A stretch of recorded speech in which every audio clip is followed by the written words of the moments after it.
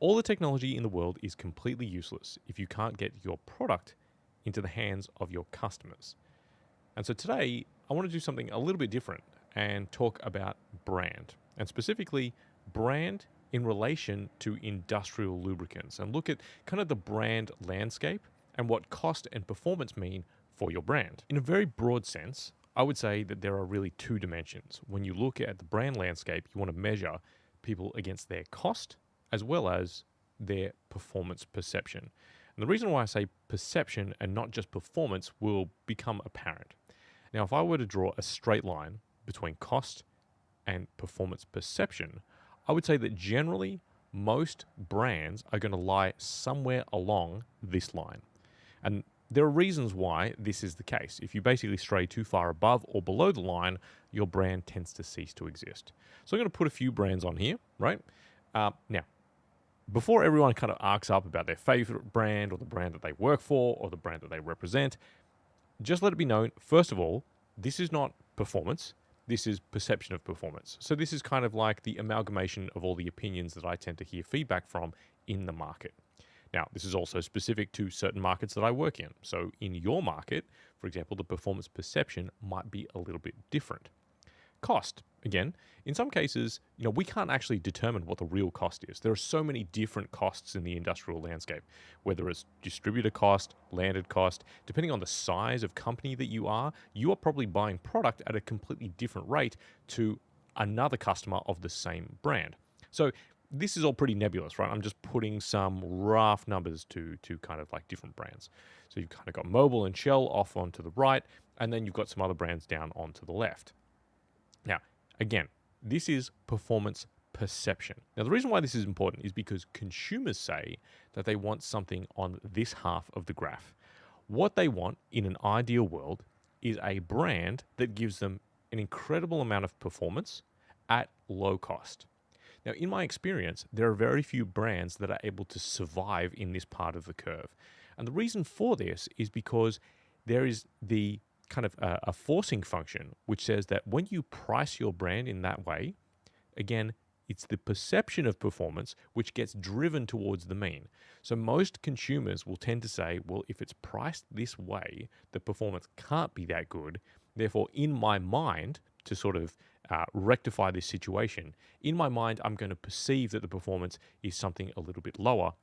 And now what you run into the problem of is if you are actually developing a very high performance product and you're selling at a very low rate, then what we end up with is a situation where you're not making enough margin and those businesses tend to cease to exist.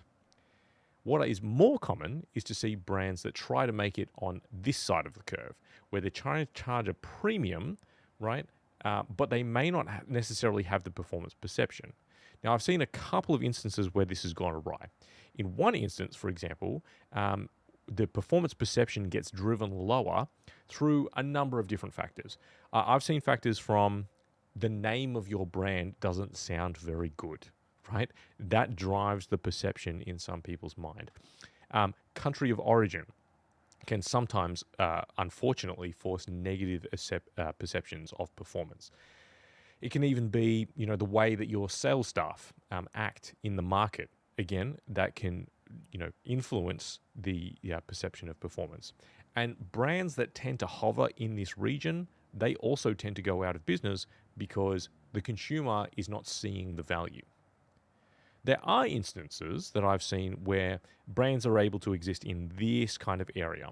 Now, why are they able to survive while other brands are not? It's because they have something else which can't be measured on these two dimensions. So, as an example, having a local supplier here in Australia, so to be Australian made, is a source of pride for some buyers, right? They want to buy Australian made, and sometimes they are happy to leave with a lower perception of performance because they are willing to buy something that's Australian made. And in some cases, maybe that's regulatory pressure. So I know, for example, some of the state governments in Australia are encouraging their supply chain, where at all possible, to buy Australian made, or better still, to buy something that is manufactured in their actual state. And so as a result, some of these brands can continue to exist. Now, what about real examples of brands which don't exist on this curve? One example that springs to mind would be lubrication engineers. In my experience, the perception of cost is a little bit higher than some of the majors. And so how do they make up for it is in general in services, right? So most people I know that buy from lubrication engineers feel like they have a pretty good service offering, that a lot of the salespeople, for example, are very knowledgeable and can help out in that sort of like wider reliability realm. And as a result, they're able to charge a little bit of a premium for the product, especially if the services is kind of built into the cost of the product. So again, there are intangibles here that can't be measured on this simple two-dimensional graph.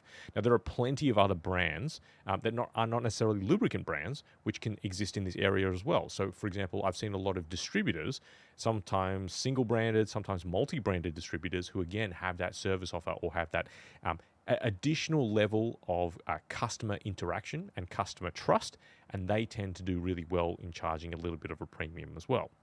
Another example that springs to mind is someone like Kluber, right? So Kluber tends to be known or in many ways famous in the market for charging so much money. And the way that they are able to do it is, again, other sorts of intangibles. In a lot of cases, Kluber will make a product where they are the only OEM recommendation. And so when you've kind of cornered that market, you can afford to charge a premium. So it's a pretty simple way about thinking of brand. And I'd encourage you, if you work in the industry, to kind of like reflect back a bit and think about where is your position in the market. It's essential to talk to your customers and ask for what their perception is. Do they think that you're a bit overpriced? Do they think that you're even a bit underpriced, right? Sometimes people will be willing to give up that information, especially if they're not involved in the purchasing of the product. Now, the reason I want to highlight this is because often I see businesses and brands that are not positioning themselves correctly, and they're doing a fantastic job in the marketplace, but they're not getting any cut through because they're just positioned really poorly.